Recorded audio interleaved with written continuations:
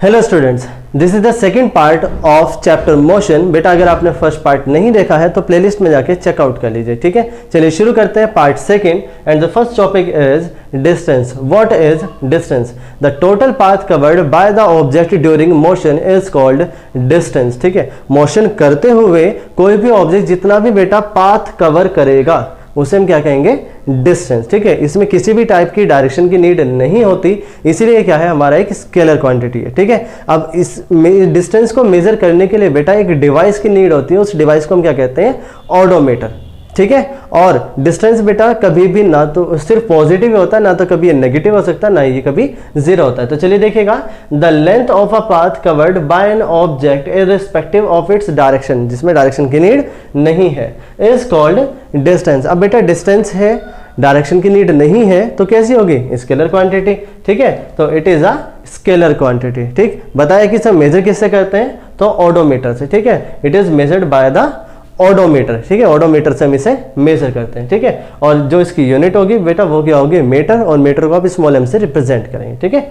और बताया कि it remains positive, can not be zero और नेगेटिव। डिस्टेंस बेटा हमेशा पॉजिटिव होते हैं, कभी भी नेगेटिव या फिर जीरो नहीं होती। जैसे देखिएगा, अभी मैं क्या हूँ? इस कॉर्नर पर हूँ, ठीक है। अभी मैं क्या कर रहा हूँ? मोशन हुई, ठीक है। मोशन होने के बाद मैं क्या किसी दूसरे कॉर्नर पर आया, और फिर वापस से क्या हुआ? मैं वापस उसी कॉर्नर पर आ जाऊंगा जहां से मैं स्टार्टिंग मैंने की थी, ठीक है बेटा। तो मेरा इस कॉर्नर से उस कॉर्नर तक और उस कॉर्नर से वापस में जो मैंने पाथ कवर किया है, ये क्या होगी बेटा? डिस्टेंस। आई होप कि डिस्टेंस का कॉन्सेप्ट आपको क्लियर हो गया होगा। चलिए नेक्स्ट टॉपिक है बेटा आपका डिस्प्लेसमेंट। What is displacement? तो देखिएगा, the shortest path between initial and final position of the object is called displacement, ठीक है। The shortest distance between initial and final position of the moving object is called displacement, ठीक है। Motion करते हुए object के initial और final position के बीच में जो भी बेटा डिस्टेंस होगा उसे हम क्या कहेंगे? शॉर्टेस्ट डिस्टेंस, क्या कहेंगे? डिस्प्लेसमेंट, ठीक है। जैसे मैं फिर से आपसे कहूँ कि मैं इसी कॉर्नर पर हूँ, ठीक है। अभी मैंने क्या किया? देखिए मूवमेंट किया, फिर मैं इस कॉर्नर पर आ जाता हूँ, ठीक है। वापस से अगर मैं उसी कॉर्नर पर आ रहा हूँ तो देखिए मेरी इनिशियल पोजिशन भी यही थी और फाइनली भी मैं बेटा यहीं आया हूँ। तो मेरा इनिशियल पोजिशन और फाइनल पोजिशन के बीच में कोई भी डिस्टेंस नहीं है, तो इसलिए मेरा डिस्प्लेसमेंट क्या हुआ? जीरो। अगर मान लीजिए मैं सिर्फ उसी कॉर्नर पर रुक जाता हूँ तो मेरा जो ये पाथ कवर हुआ, जो शॉर्टेस्ट डिस्टेंस है, इसे हम क्या कहेंगे? ये आपका डिस्प्लेसमेंट होगा, पॉजिटिव डिस्प्लेसमेंट। लेकिन अगर मान लीजिए मैं यहीं और यहीं से मैं पीछे की ओर तरफ चला जाता हूं और तो मेरा क्या होगा? वो नेगेटिव डिस्प्लेसमेंट। आई होप कि डिस्प्लेसमेंट का कॉन्सेप्ट भी आपको क्लियर हुआ होगा, ठीक है। तो यहाँ पे देखिए बेटा, जब भी हम शॉर्टेस्ट डिस्टेंस की बात करते हैं तो हमें एक पर्टिकुलर डायरेक्शन की नीड होगी, ठीक है। तो जब भी हम डायरेक्शन की नीड होगी रिप्रेजेंट करने के लिए, तो कैसी होगी बेटा? वो वेक्टर क्वांटिटी होगी, ठीक है। तो it is a vector quantity. अब ये भी क्या है? डिस्प्लेसमेंट भी आपका शॉर्टेस्ट डिस्टेंस है, तो भी मेजर किस में होगा बेटा? मीटर में, ठीक है। तो ऐसा यूनिट इज मीटर, ठीक है। अब देखिए मैंने आपसे कहा कि मैं वहां था, उस कॉर्नर से था, वापस आया और फिर उसी कॉर्नर पे गया, तो मेरा डिस्प्लेसमेंट क्या हुआ? जीरो। तो डिस्प्लेसमेंट बेटा आपका पॉजिटिव भी हो सकता है, नेगेटिव भी होगा, या फिर जीरो हो जाएगा, ठीक है। The displacement of an object can be positive, zero और नेगेटिव। अब इस पूरे कॉन्सेप्ट को बेटा हम एक बार डायग्राम से फिर और देख लेते हैं, ठीक है। चलिए देखिएगा, ये क्या है बेटा? आपका होम, और ये क्या है? आपका स्कूल। आपको होम से कहाँ जाना है बेटा? स्कूल जाना है, ठीक है। तो आप अपने घर से जब निकलते हैं तो आप डिफरेंट जो पाथ है वो फॉलो करेंगे, ठीक है। तो देखिएगा, आप सपोज कीजिए कि ये वाला टाइप आप क्या कर रहे हैं? पाथ फॉलो कर रहे हैं, और फॉलो करते हुए आप अपने होम से कहाँ पहुंच जाते हैं बेटा?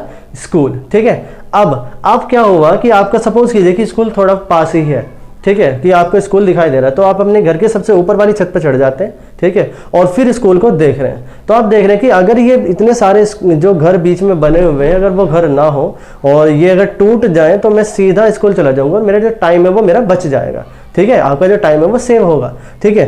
तो आप क्या देख रहे हैं बेटा? आप अपने घर पर खड़े हुए स्कूल को देख रहे हैं, एक पर्टिकुलर डायरेक्शन होगी, ठीक है। डायरेक्शन है तो कैसा? वेक्टर क्वांटिटी, ठीक है। और आप सोच रहे हैं कि ऐसे में शॉर्टेस्ट में मूव कर जाऊं तो मेरा टाइम जो कंज्यूम हो रहा है ज्यादा घूम के जाने में वो बच जाएगा, ठीक है। तो देखिएगा, होम से और स्कूल तक जो आपकी डायरेक्ट आप जो देख पा रहे हैं, ठीक है, वो वाली डिस्टेंस क्या होगी बेटा? वो होगी आपकी डिस्प्लेसमेंट, ठीक है। लेकिन ऐसा पॉसिबल थोड़ी ना है कि जितने भी घर आपके पड़ रहे हैं वो आप थोड़ा हन, ठीक है। ऐसा पॉसिबल नहीं है, ठीक है। तो आई होप डिस्टेंस और डिस्प्लेसमेंट का जो कॉन्सेप्ट है आपको वो क्लियर क्लियर हुआ होगा। यहाँ से एक क्वेश्चन और बनता है बेटा, देखिएगा कि नोट फर्स्ट, सेकंड भी है, ठीक है। देखिए फर्स्ट नोट क्या है बेटा, डिस्टेंस अपॉन डिस्प्लेसमेंट। देखिए डायग्राम से आप देख पा रहे होंगे कि ये वाली जो वैल्यू है बेटा वो अगर आप मेजर कर दें तो कुछ ज़्यादा आएगी, और जो ये वाली है क्योंकि हमने कहा ही शॉर्टेस्ट है तो ये वैल्यू हमेशा कम ही होगी, ठीक है। तो डिस्टेंस और डिस्प्लेसमेंट का जो रेशियो है बेटा वो हमेशा ग्रेटर देन इक्वल टू 1 होगा। देखिए इक्वल टू 1 कब होगा, अगर आपका सपोज कीजिए पाथ ही सेम हो, ठीक है, कि भाई आपका जो होम और स्कूल का है उसके लिए पाथ ही क्या होगा, सेम होगा, तो क्या होगा बेटा, तब डिस्टेंस और डिस्प्लेसमेंट आपका सेम होगा। तो डिस्टेंस और डिस्प्लेसमेंट का रेशियो क्या होगा बेटा, इज इक्वल टू 1। बट अगर इस वाले केस की बात की जाए तो डिस्टेंस हमेशा ज़्यादा होता है, डिस्प्लेसमेंट कम होगा। तो अगर आपका बेटा न्यूमरेटर एक बड़ी वैल्यू हो और डिनोमिनेटर एक छोटी वैल्यू हो तो रेशियो हमेशा ग्रेटर देन 1 आता है। जैसे सपोज कीजिए 5/2, तो 5 क्या है आपका डिस्टेंस और 2 क्या है आपका डिस्प्लेसमेंट, तो डिवाइड करेंगे तो 2.5 विच इज ग्रेटर देन 1, ठीक है। तो डिस्टेंस और डिस्प्लेसमेंट का रेशियो क्या आएगा बेटा, हमेशा greater than is equal to 1, ठीक है। या फिर अगर ऐसा भी आपसे पूछा जा सकता है कि डिस्प्लेसमेंट अपॉन डिस्टेंस, तो देखिएगा बेटा अगर न्यूमरेटर एक छोटी वैल्यू है और डिनोमिनेटर एक बड़ी वैल्यू है, ठीक है, मतलब 2/5, तो 2/5 बेटा 0.4 विच इज लेस देन 1, ठीक है। तो डिस्प्लेसमेंट और डिस्टेंस का जो रेशियो है वो लेस देन इक्वल टू 1 आएगा। तो ध्यान रखिएगा अगर डिस्टेंस ऊपर है तो ग्रेटर देन 1 और डिस्प्लेसमेंट अगर ऊपर है तो लेस देन 1, ठीक है। आई होप कि इतना कॉन्सेप्ट आपको क्लियर हुआ होगा। देखा बेटा ये है हमारा second note, the states of rest and motion are relative, मतलब कि एक ऑब्जेक्ट सेम टाइम पर बेटा आपका मोशन में भी हो सकता है और आपका रेस्ट में भी होगा। फॉर एग्जांपल सपोज कि आप एक पिकनिक पर जा रहे हैं, ठीक है, आपके मदर फादर ब्रदर सिस्टर, ठीक है, और बाय कार आप लोग कहाँ जा रहे हैं, पिकनिक पर जा रहे हैं, ठीक है। और सपोज आप मेरठ से कहाँ जा रहे हैं, आप दिल्ली जा रहे हैं, ठीक है। तो कार के अंदर बैठे हुए आप सभी अपनी अपनी चेयर्स पर हैं, ठीक है, आपने अपनी सीट ले रखी है। अगर आप बाहर देखते हैं, ठीक है, तो बाहर का क्या होगा, आपका एनवायरनमेंट, बाहर के पीपल, ठीक है, वो क्या होंगे, बार बार चेंज होंगे। तो बाहर वाले पर्सन्स के लिए आप कहाँ हैं, आप मोशन में हैं, ठीक है। बट अगर मैं आपकी पर्टिकुलर बात करूं तो आप अपने मदर फादर या ब्रदर सिस्टर के लिए आप क्या होंगे, कार के अंदर ही हैं, तो आप रेस्ट में हैं, ठीक है। तो आप एक ही हैं, लेकिन आप अगर बाहर वालों के लिए देखते हैं तो आप मोशन में हैं और कार के अंदर देखते हैं तो आप रेस्ट में हैं। जैसे दूसरा एग्जांपल देखिए, जैसे हम लोग, ठीक है, हम अर्थ के ऊपर हैं, ठीक है, अर्थ के लिए अगर मान लीजिए मैं यहाँ भी खड़ा हूँ तो ये क्या है, मैं रेस्ट में हूँ, ठीक है, अभी कहाँ हूँ, मैं रेस्ट में हूँ। लेकिन अर्थ भी तो बेटा सन के अराउंड मूव कर रही है। तो अगर अदर प्लेनेट, सपोज में अगर आप मार्स पर चले जाओ और मुझे देखो तो मैं वहाँ मूव कर रहा हूँ, ठीक है, अर्थ के साथ साथ। तो अभी हम क्या है कि अभी हम फिलहाल रेस्ट में भी हैं और मोशन में भी। आई होप कि ये कॉन्सेप्ट आपको क्लियर हुआ होगा। देखिएगा an object may appear to be moving to one person, एक पर्सन के लिए वो क्या होगा, मोशन में होगा। And the same object may appear to be at rest to the another person at the same time, ठीक है। जैसे मैंने आपको एग्जांपल दिया आपका कि अगर आप बाहर वालों के लिए, ठीक है, जो कार से बाहर है उनके लिए आप मोशन में हो, और आप ही कार के अंदर जो आपके मदर फादर ब्रदर सिस्टर बैठे हुए उनके लिए आप रेस्ट में हो, ठीक है। आई होप कि ये कॉन्सेप्ट आपको क्लियर हुआ होगा। चलिए एक न्यूमेरिकल देख लेते हैं।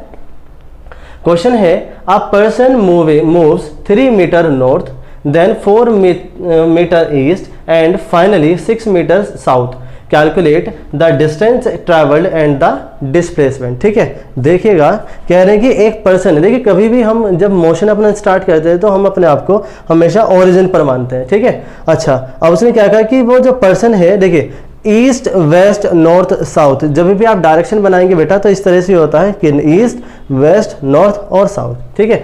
इनिशियली ऑब्जेक्ट कहाँ था, ओ पर, वो पर्सन कहाँ है, ओ पर है, ठीक है। कहा कि 3 मीटर इन नॉर्थ, तो नॉर्थ कहाँ है बेटा, ऊपर की तरफ है, तो 3 मीटर वो नॉर्थ में गया, ठीक है। फिर क्या कहा 4 मीटर इन ईस्ट, तो ईस्ट कहाँ है, इस डायरेक्शन में है, तो इस डायरेक्शन में कितना आए हम 4 मीटर, ठीक है। देन फाइनली 6 मीटर इन साउथ, तो साउथ कहाँ बेटा, नीचे की तरफ है, तो देखिए वहां से 6 मीटर कितना आए हम, ठीक है, डी पॉइंट तक फाइनली।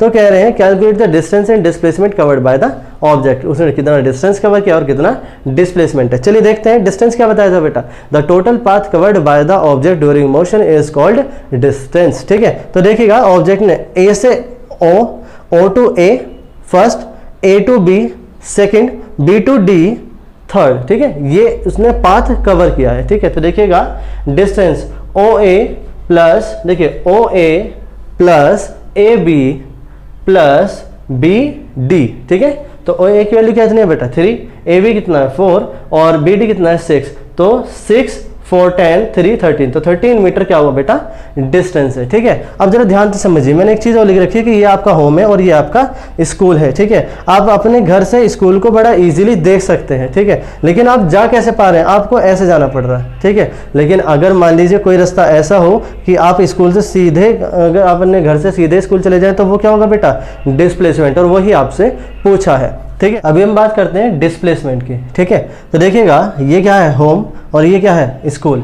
मैंने आपसे कहा कि बताया था कि what is the distance, the total path covered by the object during motion is called distance, and what is displacement, the shortest distance between initial and final position. ठीक है, तो ये आपका घर है, ये आपका स्कूल है। ठीक है, अब आप जा कैसे रहे हैं, ओ ए बी सी डी, फिर फाइनली आप स्कूल में पहुंच रहे हैं। ठीक है, लेकिन मैंने आपसे बताया था कि अगर मान लीजिए आप अपने घर के छत पर खड़े हो जाते हैं, ठीक है, और फिर स्कूल को देखते हैं, ठीक है, तो आपको दिखाई दे रहा होगा कि ये अगर मुझे ये वाला पाथ मिल जाए तो ये क्या होगा, मेरा टाइम बच जाएगा, मुझे इतना ज़्यादा घूमकर नहीं जाना होगा। ठीक है, तो ये क्या है आपका डिस्प्लेसमेंट। आप डिस्प्लेसमेंट देखिएगा तो O C D is a right angle triangle in which O D is a hypotenuse, O C is base and C D is a perpendicular. ठीक है बेटा, ये तो क्या आपका पाइथागोरस थ्योरम क्या कहती है कि hypotenuse square is equal to perpendicular square plus base square. तो देखिएगा ओडी एरो मॉड्यूलस, देखिए जो दो पैरेलल लाइन है ये रिप्रेजेंट करती है मॉड्यूलस। ठीक है, मतलब उसका मैग्नीट्यूड।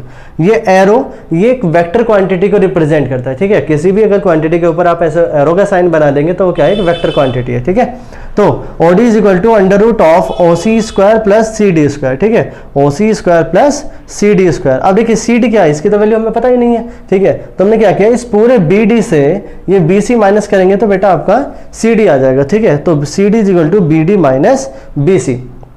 अब ओ सी कितना बेटा, देखिए ओ सी ये आपका 4 है तो हमने लिखा 4, बी डी कितना बेटा टोटल आपका 6 तो लिखा 6, माइनस बी सी कितना है आपका बी सी ये 3 है बेटा तो लिखा 3।